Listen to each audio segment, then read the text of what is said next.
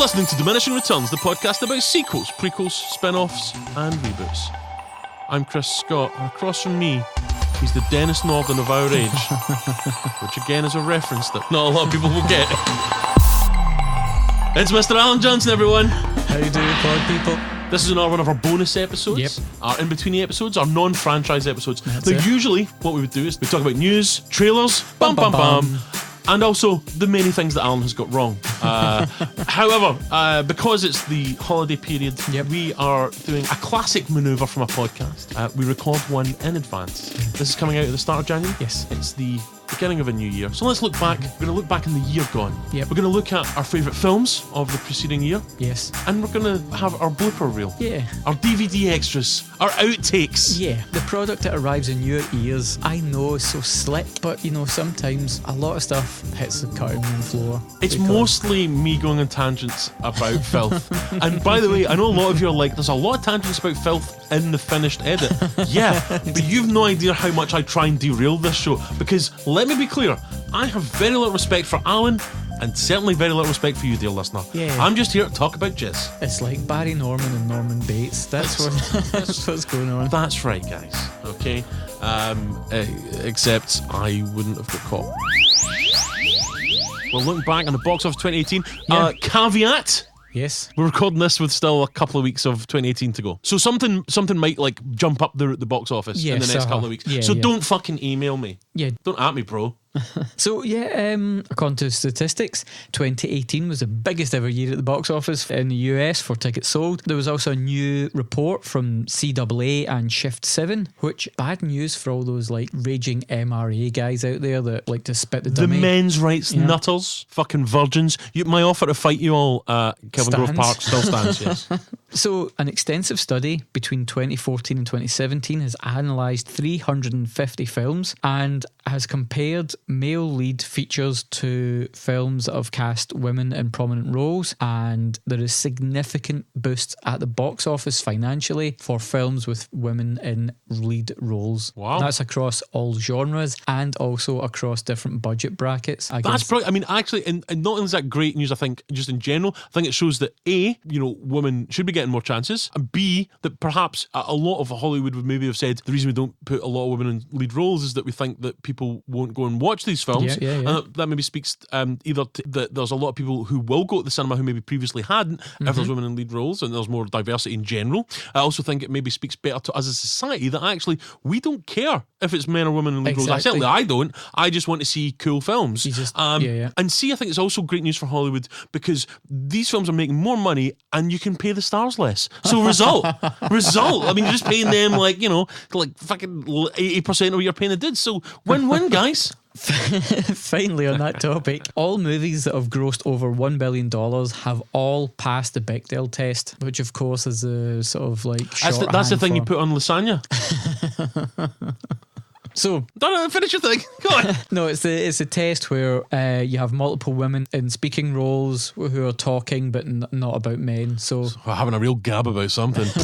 All right, guys. and finally, the year's top 20 of the UK box office is dominated by franchises and remakes. Good news for us. So of the top 20 films, we have 2 biopics and 1 original feature. All of the 17 other films are either franchise properties or remakes of previously seen film. So still franchise, I guess you would say. Yeah. 17 out of 20. So that's the shape of the box office. Apparently things are healthy. Certainly, as you say, healthy for upcoming fodder for this show. Yeah. So what we're saying is, guys, this train's going to keep on a running. So of 2018, Chris, we've both pulled top 10s, but there have been a remarkable number of movies that I've seen this year that I have thoroughly enjoyed. Pulling a top 10 was actually difficult. You know, there's films that are going to get like honourable mention here. I Kill Giants, Mr. Roosevelt, which was amazing, Cam, Thoroughbreds, Hereditary, Searching, which was really great, 8th Grade, and Slice, which was just bonkers. All of those films are brilliant. I've not been able to see the Spider-Verse film. I've not seen Return of Mary Poppins or Suspiria, which I can't believe. I've got real high hopes for all three of those films, but I have managed to get a top 10. What about you? Much like yourself, there's been a lot of films that I've seen. I've seen 12 films this year. Well, you've seen more. I've seen more films, right? but there's supposed to have been for this fucking podcast, so not enough time to go and see fucking films that I want to see. Thanks for listening, you fucking shower of pricks. But yes, I as before, to let you behind the curtain, before this show, I was like, right, what films have I seen this year? I feel like I go to the cinema a lot. Let me be very clear, my memory is terrible, but I can remember 12 films, I think. Oh, maybe 13. I think I wrote one down. After I'd counted. So I'm not going to lie. Yeah. You're like, don't know what's going to make the cut. I've had to be tough. I mean, basically a 10 and 13 chance that if I saw your film this year, it's in this top 10. So there's some films here that I feel that in any other year might not have made the cut. But you're making the cut this year because, let me be very fucking clear, because I'm successful, right? I've had a very busy year, right? Busy and productive year. I've had a very busy and productive year. I'm a content creator, guys, okay? So maybe while you guys are all you civilians are out there watching films and having fun in relationships and like having a like a sense of self, you go at home at night and you don't think, oh God, I really need to go out and write some dick jokes. I'm sure you guys have got a happy life, but you know what? I'm fucking out there making it happen. A young girl in the city, just trying to have it all. Okay, that's why I haven't seen that many films. So out of the 13, I have chosen 10 films. So do we have a jingle then for the top 10? Top 10, the two of us needless no more. Top 10. Alan has seen quite more films than Chris. Chris has not got a great list of our top 10 films of the year. Brilliant. And there's no way I'm going to remember that at the end of the segment. That is my favourite jingle based on a song about a rat. Thank you. So Alan, you've got an extensive list that you've pulled from. I've got, frankly, fuck all. Of films that were released in the UK in 2018. Yep. A few films from our list last year were released in America this year. So you may see them in some top 10 lists, including Paddington 2, which we talked about last episode. Death of Stalin. And Death of Stalin. Two favourites of ours. Alan. Yes. How do you want to do this? Let's just start at 10 and work our way to number 1, eh? Beautiful. So, I was thinking about Halloween, because bits of it I really enjoyed. Okay. But I think I might plump for Solo, a Star Wars story. Again, both of them are films that I really enjoyed bits of. Right. Did I mention I've only seen 13 fucking films this year? Like, I know like people go, why are you putting in your top 10? I don't know, Halloween or 10, Solo. Well, just pick one. So at 10, Chris. You know what? Let's go for Halloween, because I don't think I've got any horror, really. Okay. So yeah. Like, let's say number 10, Halloween. It was funsies. It was as good as any of the other good sequels. What about yourself, man? It's a film called Gemini. It's a kind of murder mystery set in a contemporary LA, but it's got really nice nods to old style noir. In fact, that sounds like right up my alley. Yeah. Gemini. So the lead girl who ends up like kind of on the case, even at one point ends up in a hat and trench coat, and it just like sits beautifully. Sold. It's just a shame that the central mystery, you like me are very familiar with crime fiction, and you will get what's happening quite early, but Gemini, visually it's a really great film. I'm writing that down, Alan. Okay. Zoe Kravitz is in it. The best thing that Lenny Kravitz has ever done. So number 9, what would you go for that was 9 in French, guys. I'm pretty European. Gareth Evans' film Apostle. That's the guy who did The Raid. The Raid, yeah. I've heard this film is great. It's really good. Mostly from you, but that's fine. I like that guy's other films, so I will check that out. I hear certainly the first hour of it's really good or something. It's really good. It's really intriguing. I like a bit of like kind of mystery in my sort of folky horror. And that's available on Netflix, I believe. On Netflix, yes. At 9, pourvu. Oh, aye, someone married a French lady, didn't they? For me, motherfuck Billboard and the editor. I am the Predator. The Predator.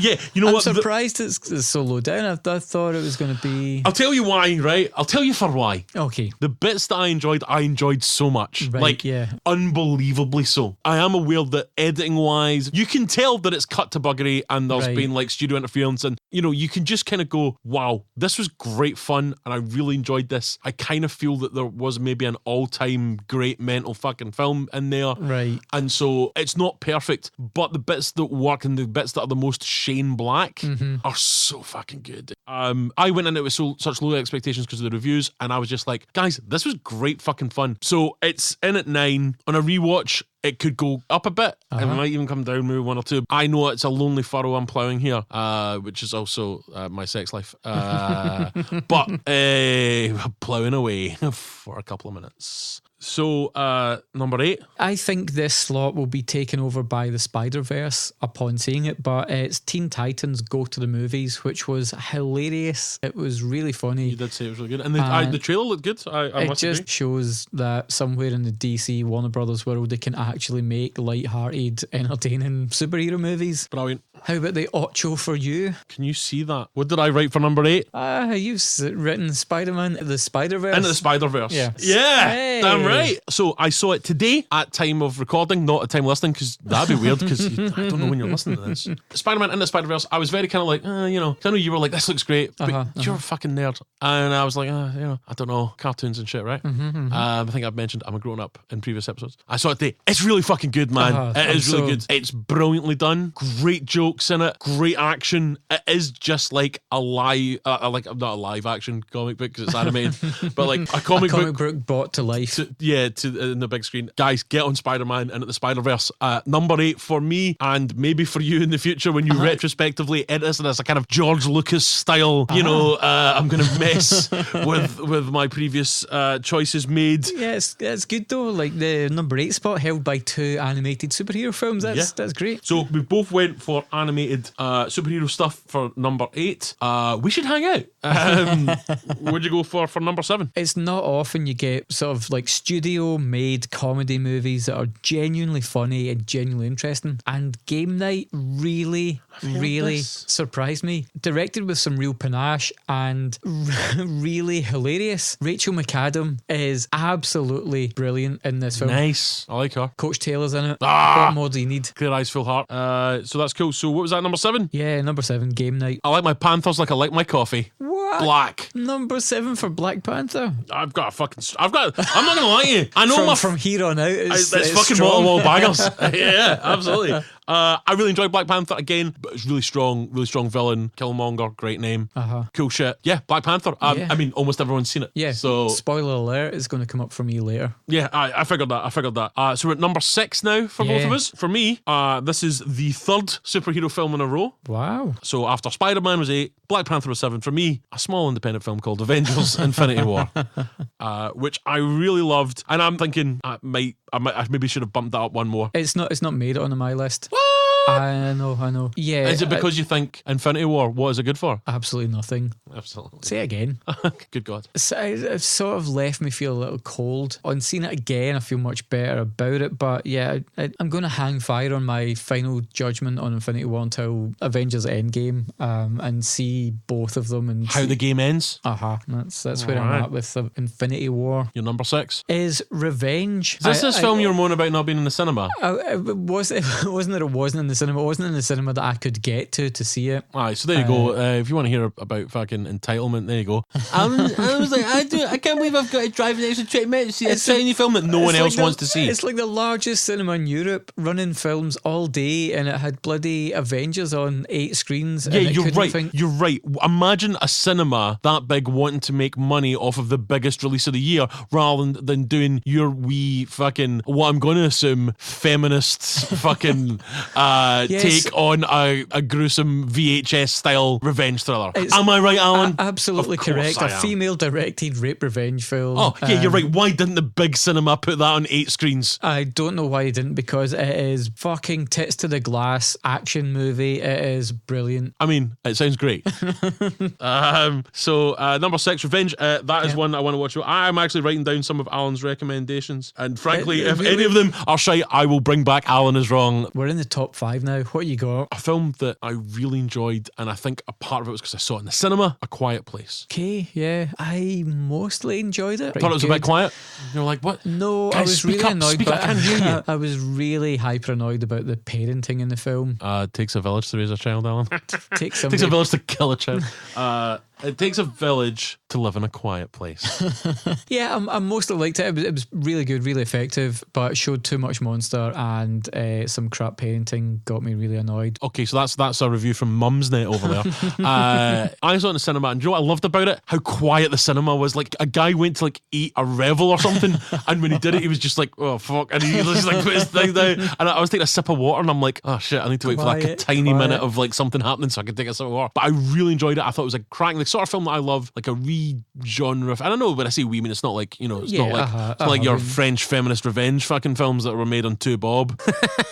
The Quiet Place, relatively low budget, great idea. I really enjoyed it. Yeah, for me, it's Boots Riley's Sorry to Bother You, which was hilarious. A searing indictment of capitalist culture. It was like the ragged trousered philanthropist put through this absurdist mirror. Lakeith Stanfield, who is brilliant. Also Tessa Thompson, who is in everything and is always amazing. Just a knockout. Yeah, right. I mean, I agree, Alan, but it's creepy when you say it. I was using it more as a Creed 2 pun. Lovely. Yeah, Tessa Thompson, amazing, and that's a really great film. I have also seen Sorry to Bother You. It makes an appearance later on my list. Oh. I saw it in the Peckhamplex. I was down visiting a friend in London a couple of weeks ago. Shout out to the Peckhamplex in Peckham. This is a community cinema in London, in Peckham. $4.99 a ticket to see a film. Amazing. I imagine if you're in London and you're near Peckham, you already know about this. Change from a $5 to go see a film nowadays. I fucking love this film. This is a great film. The best way I can think of to describe it, it reminds me in many ways of like a great episode of South Park. Great idea, satirical, and is not afraid to go, let's go crazy here. It's a film where I had no idea what the fuck was going to happen next. And that's a rare feeling for me, and it's, I'm sure it's a rare feeling for you, because we watch a lot of films. Yeah. Sorry to bother you. I beseech everybody to watch that film. I fucking love it. Brilliant, yeah. So all we have to ask ourselves, as part of this top 10, for the bold Lakeith, man, it was in our number 1 film of last year, Get Out. Does he make it 2 for 2? We'll find out later on my list. Number 4, what'd you go for, Al? A film called Leave No Trace. It's a father and daughter who are trying to live off grid. The father's suffering from PTSD. The daughter, well, wants to be with her father. She's a teenager, she's getting older, she wants different things from life. It is an almost perfect film. It is brilliant and packs a real emotional punch. So ironically, it left a trace on you. Am I right, guys? It left an emotional trace on me. Cool. Leave No Trace. Yeah, excellent. It has to be seen. Well, for me, number 4 was actually very similarly a film that, you know, kind of left its mark on me emotionally. Mission Impossible Fallout. Yeah, the same level of subtlety and mostly it's about action and physical. I mean, I guess you could say that I actually left me with a fallout emotionally. Did you fall out of your seat? I fucking loved it, mate. Paid for the whole seat, only needed the edge. Damn right, exactly.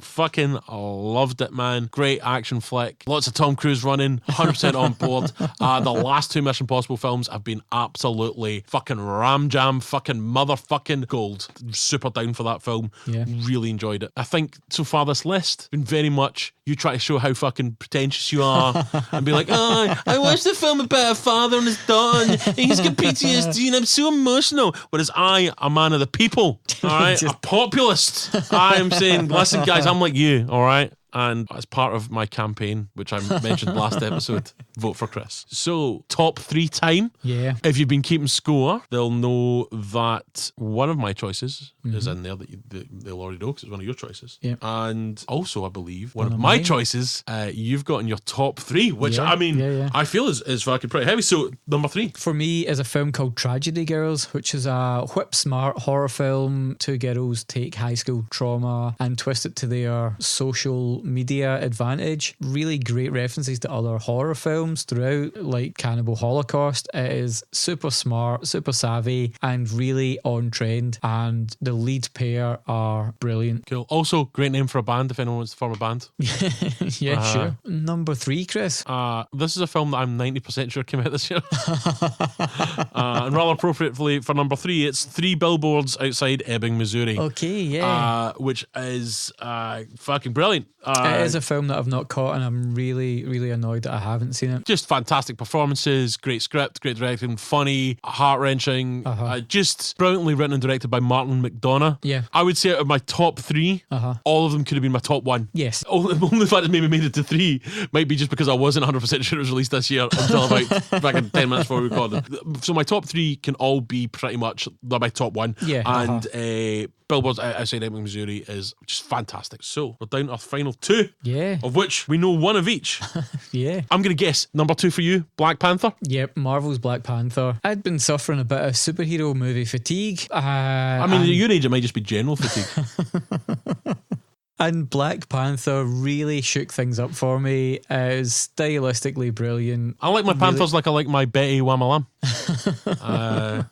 I think that Ryan Coogler's brilliant, you know, because I do think that's why I didn't really enjoy Creed 2 as much as I think I would have had he remained at the helm. Big fans of the Coog. Yeah. So number 2 is a film that you've already mentioned. Oh. Sorry to bother you. Yeah. It was number 1 up until last night. Oh, really? Yeah. And it's, again, it could be number 1. I spent all day thinking between my number 1 and this, like, what is going to be the actual number 1 on the list. Yeah. I loved Sorry to Bother You. It's bold, it's funny as fuck, and its madness never detracts from the story. It's got a really powerful message behind all of that ridiculous nonsense that's flying around in it, and it's really effective because of that. It's got a very strong anti-capitalist message, and that's maybe why it didn't make it number 1 for me, because I believe we should think of the shareholders at this time. But no, I really loved it. I thought it was just great because it just goes into such weird fucking places. Unlike a lot of films that can be quite surreal and are satirical, no matter where it goes, and it goes into some fucking crazy town places. Yeah.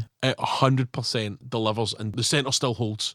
So yeah, Sorry to Bother You, Boots Riley. Guys, I wholeheartedly agree with Alan that you should watch it. That was such a refreshing film for me. That's why it made it to number 2. Yeah. This is a moment. Alan, what's your number 1? I'm so pleased to say, not only is it directed by a woman, it's directed by a woman who was born and bred in Glasgow, Lynn Ramsey. What an incredible filmography she has already as a director. Marvin Keller, The Ratcatcher. We need to talk about Kevin, which absolutely bowled me over, but you will never really hear, starring Joaquin Phoenix, is jaw-dropping One in of its the intensity. many films this year that I've been desperate to see and not had a chance to see yet.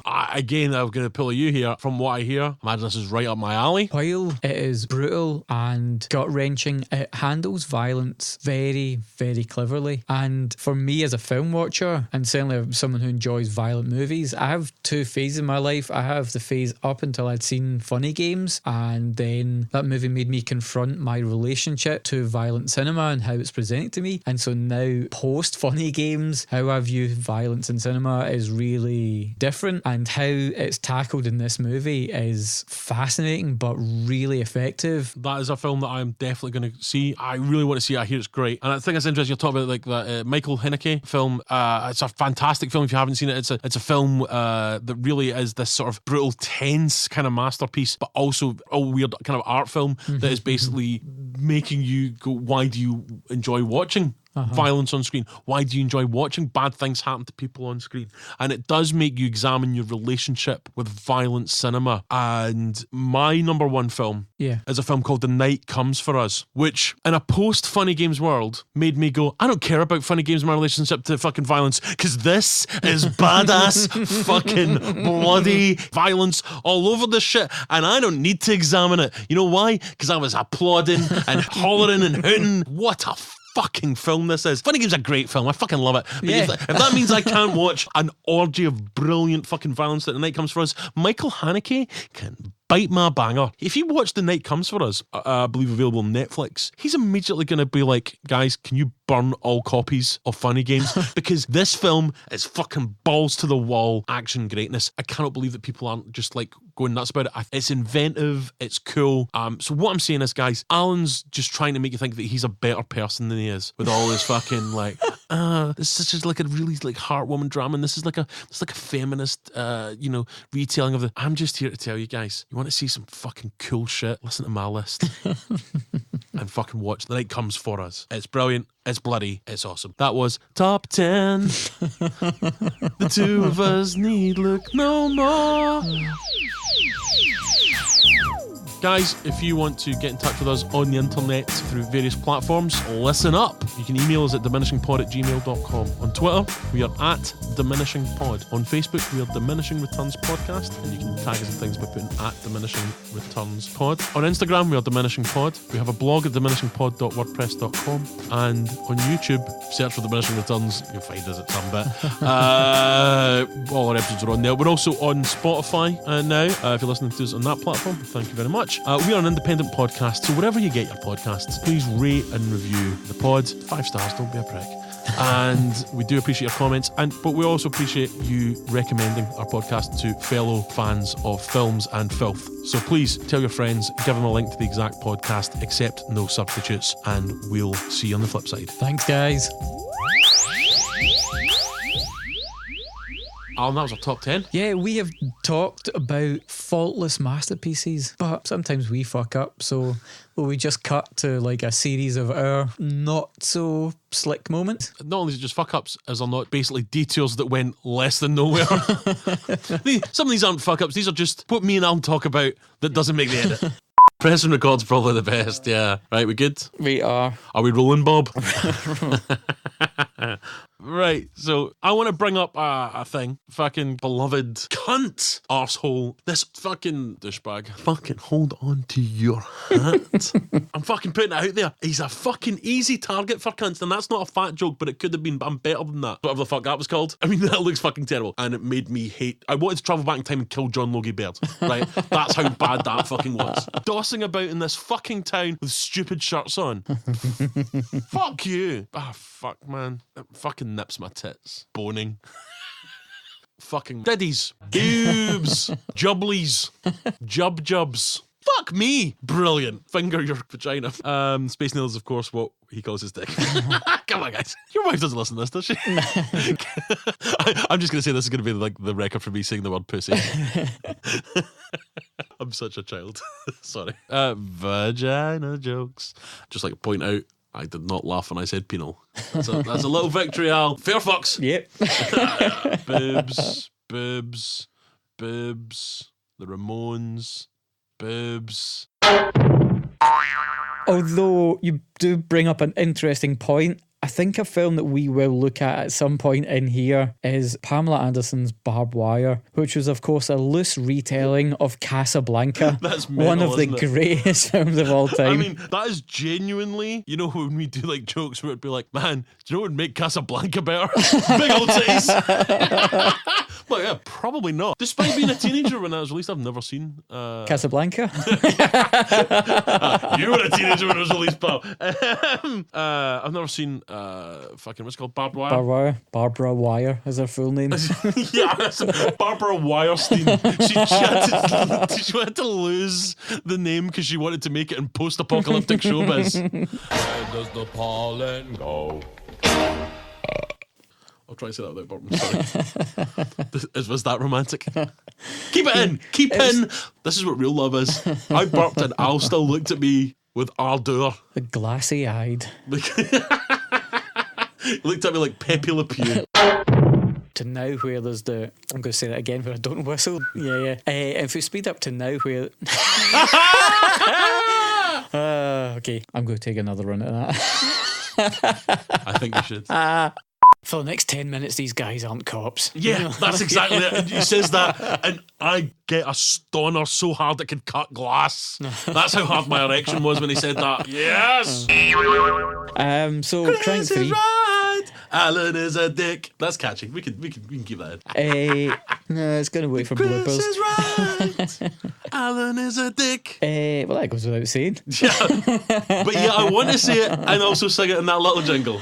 Do you have that in your life when you have an actor who you just have an irrational hatred of their presence in I don't anything? have an irrational hatred of anyone. Like, I have a friend who just can't watch anything that Gregory Peck is in, and he doesn't know why. Right, okay. And it really twists him up inside because his favourite book is To Kill a Mockingbird, and he can't watch the movie because You know what? The problem with the George Clooney Batman film is not George Clooney. No. And the problem with the Doctor Who fucking film thing is not McGann. Just to circle Listen, back round. I could talk for hours about Doctor Who, but I think the reason I probably shouldn't is that I am unattractive enough to women without adding fucking going on about Doctor Who. That sound you're hearing is the sound of vaginas snapping shut, which is something they can't do. Blake Lively film, The Shallows. No. That was a deep water action, shark survival. Wait, hold on, is this a sex thing? I don't understand your sex slang. I'm on these message boards, you know, now. Deep water action. Punching a shark's nose. Do you call yourself the Great White in these boards? Because that's... It's got Kurt Russell's 80s hair. And like so we would fuck that hair. Good wholesome family nudity. Just, you know, bit of something for the dads, bit of blue. Now, ladies, I hope you're not going to be offended by this. I'd really love doing that voice.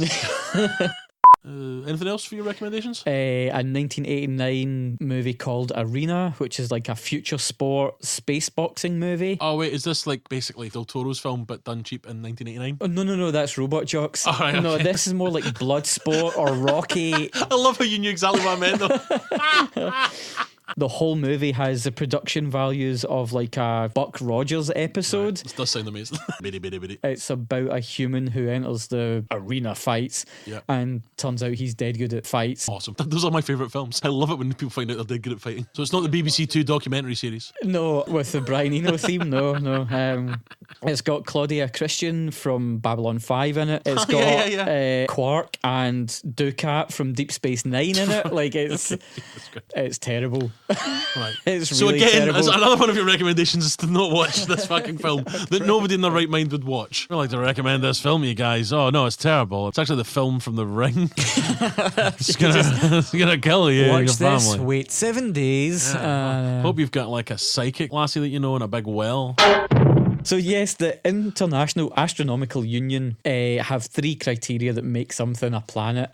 This is the most Alan Johnson thing that's ever happened in this podcast. But continue. And Pluto fails in 2 out of the 3, so it was downgraded to a dwarf planet. Right, okay. And then, of course, you know, when the planets are in alignment, because of the different shifts in mass, the gravitational effect on Earth is negligible. Because as we all know, mass is divided by square root of the distance, and the sun is giant, so it cancels out any gravitational effect that the alignment of planets would have on our planet. So in short, it's impossible to have. Sorry. Wow. You know what they say, when you've seen one boob, you've seen the other. Unless it's the chick from Total Recall. There's an extra bit. But It's a minor thing. Did Jared Butler look like he was a terrible kisser? He after seemed the Shanghai fairly aggressive on his tongue action. Oh. And it was kind of off-putting. right, guys? Right? Well, the only Nick Cage thing I was going to bring up was in 1995 he bought Action Comics #1 for an undisclosed amount, and then years later it was stolen, and it was stolen for 11 years. It was recovered when this guy was doing a sort of like, what's that called when they do the lockup thing? Oh, yeah, like I know exactly what you mean. Yeah, so one of those kind of like lockups, somebody was involved in a sale from the lockup and he was going through it, found this comic, and through provenance it led back to Nick Cage. It was his stolen comic. It sold at auction for $2.1 million. It's the most expensive comic to have sold at auction. Million. Do you want to know how many unread emails I've got at the moment? What the fuck? 39,705 emails unread by Christopher Scott. What? That really annoys me. My people. OCD goes off the charts if I've got one. I thought it would annoy you. Oh, sexual allegations against Steven Seagal. Surprising no one. There's no. I wish I had a segue here. But I mean, me too. I would like it if you were at least fucking professional, Alan. But evidently not. There is no segue to take me from sex workers on Mars to Lady and the Tramp. I have some segue news from this. Oh. You might already have it in, possibly, which I'm sure you've heard before. It's a sex joke. All right, cool. What I'm saying is I hate everyone on the internet. I actually kind of do at the moment. I really do. Everyone's a fucking moron, and it really annoys me. Even people I thought weren't complete morons are like, have revealed themselves supervillain style. Yeah, just like, this fucking drivel, you dick bags. Fucking. Fuck, what was I going to say there? Titties. Damn titties. Exploding boobs. Yeah, motherfucker. Fuck it, Fanny. Chlamydia. Yeah. And so it obviously smells awful. Bums, willies. Oh, this is fucked. Holy shit. Beyond the film itself is a board game called Space Hulk, made by Games Workshop in 1989. It's so good, and it recaptured that feeling of being inside the wrecked spaceship in those isolated corridors, and there's only a few of you, and you're battling these like just endless waves. I mean, of it also aliens. probably captured that feeling of you being a virgin. Yeah. Yeah. I mean, Shush it. Oh, damn, I've had to say it again. No, you shush it. I'm going to keep talking. Come on, guys. He's very much a kind of character, actory face. Does he have kind of like grey hair? No, Does dark not hair, that guy. Dark hair, well, widow's peak, very pointed I features. think I was imagining him having grey hair, but I think I know who it is. Okay. Yeah. I mean, that's all. I hope that you keep that in the edit. I want you to keep that in the edit so that people can hear the exciting, like, rock and roll podcast of us going, what's that guy look like? Is the guy I'm thinking of? Oh, no, wait, he does have that hair. Brilliant. It's the kind of golden entertainment you get here, guys. You're welcome. So, yeah. 5-star reviews, guys. By Aberfeldy. Tom Weir and his sister, Molly Weir, have both had songs written about them by Scottish bands. Right. The Vaselines did Molly's Lips, which obviously Is Nirvana that then. that? Yeah, that's okay. about, like, Kiss Kiss Molly's Lips. That's about Molly Weir. And Is it about her fanny? Oh. Because that's what I thought it was about. Oh, that's what you need it to be, Chris. I mean, yeah. Just like I Need the Police's So Lonely to be about Sue Lolly. Lolly! That's brilliant. Cool. As a Nerd, weirdo, yeah, sex pest, yes, check. Delightful dancer, cheeky wee scamp. No matter where I am in the cinema, some cunt will still sit next to me. That is the real drama. I want to see films in a place where there's nobody else, but it's still a cinema. Is that too much to ask? All I need to be is like a billionaire. That's all I want to be, Alan. Why am I not a billionaire? If you want to tell me why I'm not a billionaire, you can email us at diminishingpod@gmail.com. You can get us on Twitter at diminishingpod. Is it representation? Yep. Because of all the billions of billionaires who are not white men. That's the reason why. Do you have a cash amount? Like if somebody said, I'll give you this amount of money, you've got to sleep with Robert Redford. Yeah. Like, yeah, $1 million. Just like, that was it, because that was what was an indecent proposal. So, and if you put an inflation in that, I'm super hot, just like Demi Moore. Yeah. What's your... 45 quid. Solo. A Han Solo... No, that's not what it's called. Solo, a Han Solo film. Solo, a Han Solo film. I keep going to say it. I keep going to say a Han Solo film. A Han Solo story. A Han Solo story. Star Wars. Solo. A Han Solo. A Solo Star Wars film. Right, so Rogue One, a Star Wars story. Star Wars, a solo. No, it's not a solo story. Rogue One, a solo Star Wars adventure. Rogue One, Book of Shadows. No, I don't learn normal names of characters when they're called things like Christian Grey. Right? I'm not. What's Riz Ahmed's character name? Bodhi Rook. Yeah, I'm not learning that. Die Hard in Space. I love it. I'm down. It certainly won't be any worse than Die Hard in Russia. If I were to I'll tell you another time. So it's not about John Wick, it's about board games. Okay, then you know what? Don't tell me another time. Trivia. Yeah, so Jurassic Park. Is that going to be a new segment for us? Trivia. This is beautiful, like Madonna. And that I've got like 2 cones on my tits. I've also got a book full of sex pictures. Go on, please. I was, 19 in college. Out shagging every night. Out shagging every week. Out shagging every couple of months. out shagging once a year, out shagging when Halley's Comet comes around, out shagging when the thing from Tomb Raider where all the planets align happens. Yes. Cool. Nice one, mate. Yeah. Lad. Hashtag lad. Cheers. Mad shagger. Where does the pollen go? Wreck-It Ralph 2. Ralph breaks the internet. And so in this, they basically, him and his sidekick travel to the internet, basically. They go into the internet. So basically, it's like that cyberpunk novel Snow Crash, but for kids, by Neil Stephenson, is it? But then when they went into the internet, there was a lot of like nice meta Disney stuff and some like actual reasonably strong jokes and stuff in the trailer. I mean, I quite like the look of the sort of internet metropolis, you know, that they had like high rises that were Google and they had the sort of like Disney part. I quite like that. However, of course, they travel the internet and like they go on these weird adventure.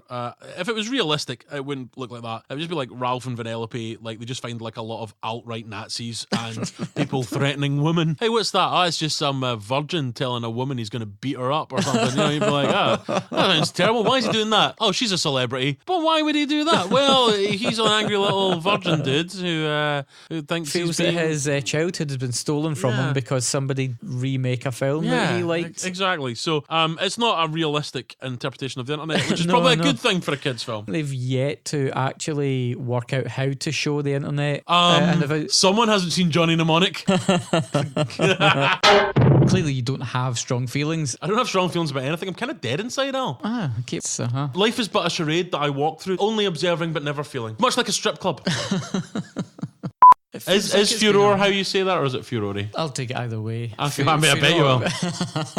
Furor, I think, is. I'm never sure. There's a lot of words that I've only ever read. Noi, the band Noi. Only found out how to say that a few years ago. Like, new? Some arsehole's like, it's actually Noi. I used to be like that way with Halcyon. Yeah. Segway, like to see Segway written down. Jesus Christ. When we love a Segway here. I mean. Yeah. There's, you're listening to two people with evidently issues with reading. Welcome back to Words We Can't Pronounce. Yep. I'm your host, What? That's fair. Nice. I was hoping you were going to go pronounce. It was. How did he go out? He went out like a bitch. So, ladies, we just ain't talking about you. That's all I'm going to do. That's an Ice-T rhyme from 1990. Jumped off a stage talking about killing a goddamn rage. I got mad, my dick got hard. Sticking in there, say, oh my god. Is that KKK bitch? Brilliant. Welcome to White Guys Rhyming. Yeah. I made a couple of goes, that's all right. That's fine. Hi, I'm Chris Scott, and across from me is Alan. My name's Alan Johnson. You don't need a couple of goes at that. I was literally about to say Alan Scott, and I was like, that's not your fucking name. Good start. This will be fun tonight, right? Crime is a disease. I'm the cure. When Cobra says that he's the crime disease and he's the cure, I think he means like Robert Smith's the cure. Friday I'm in love. Saturday. If you hear certain sounds, your body goes a bit, ooh. Yes, brain sparkles. Brain sparkles. Yeah, that's what. Is that a medical term? No, the medical term is auto. Was that from the fucking British Medical Journal? I've just finished my paper on it. Yeah. I'm going to Zurich to present it. It is here then on the shores of someone else's tongue is in my mouth. Oh, nice. There's an amount of self-care that you have to indulge in. Oh, like jerking off? Hygiene, I was thinking, more than masturbation. Yeah, that's what I meant as well, yeah. The first step is you've got to love you before anyone else can love you. Do you think they kept his ding dong? No, because he had like a robo-dong, didn't he? Wait, where? Total body prosthesis. That's what he wanted. Lose the arm. I bet he was like, first thing, lose the dick. Yeah. And but the thing is, like, removing his dick then meant he'd lost that compassionate capability so that he was happy to shoot rapists in their dicks. Yeah, that's true. Because that way he was just like... Also, yeah, I mean, sometimes having a dick is a pain in the arse. In the dick. Wait, hold on. But do you know what I mean? I think I would find it hard to keep the peace if I still had a penis. With a piece? Yeah, if I was a robotic policeman, I get the feeling that having an erection, badly needing to piss in the morning would affect my efficiency. So yeah, okay. I'm glad we got that sorted. Okay. That's kind of been bugging me since 1988. Okay. Have I told you my story about watching Up? No. Me and my mate Andy went, right? And I'm watching this, and obviously, like, it's just a sad opening that basically was so brilliantly pitched. It is basically about how sometimes things don't work out in life and you don't get what you want, and people that you love will die. This all happens almost silently and over like the space of like 10 minutes. Like kids are just like, hey, animation, yay! And like every adult in the cinema is just like, oh fuck. And I'm watching it, and I'm there with my mate that I've known him since school, right? And I'm watching this, and I'm just like, this is the saddest thing ever. This is really speaking to me. I'm gonna fucking bust out crying here. Get it together, big man. You cannot cry in front of your mate, because if you cry in front of your mate, everyone's gonna hear about it. Because I would do the same thing. Soon as he sees me crying here, that's it. Wear the gun. It's understandable. And I'm like, get it together, big man. Cannot cry here. You need to be strong. And I turn around, he's got his head in his hands, and I'm like, oh, thank fuck. Oh, okay, we're all going to be okay. We're all like we're never going to talk about this again, apart from our podcast. Jared Butler on the wine. Oh my life! Oh my God. I'm not going to lie, this is quite good. I feel this could be a new avenue for you now. Thanks for sticking with us another year on the podcast. You're fucking welcome, because we're brilliant. So you should be fucking listening to us. At this point, we would normally tell you what we're going to do over the next couple of months, but we haven't actually decided. So, bye! Thanks, guys.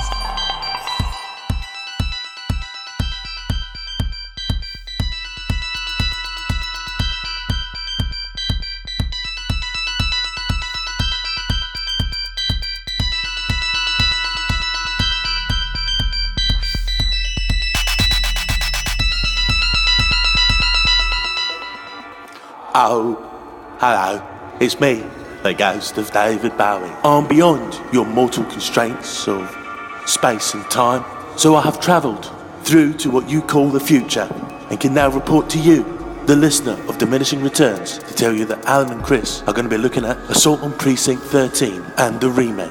I can also report that this year, one of them will die. Oh, I hope you all had a happy new year.